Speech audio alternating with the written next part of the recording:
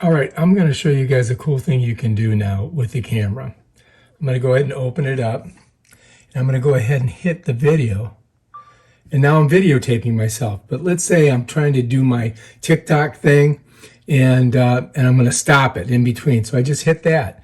And if you look right here, it says pause. So right now, this is not recording me. But if I want to unpause it and start my presentation again, I just go and blah, blah, blah, blah, blah, blah, blah, right? So that's a new feature that they've incorporated in this, and I think they've done it so that people can edit their TikToks much quicker. It's so much simpler. And then you could be giving your presentation, and then you you have a brain fart, and you got to think, okay, what do I got to say next?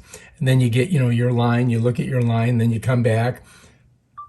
And today in the news, blah, blah, blah, right? So that's a cool new thing that they have on the iPhone. All right, if you like this video, subscribe to my channel and check out my other awesome videos where I pause stuff.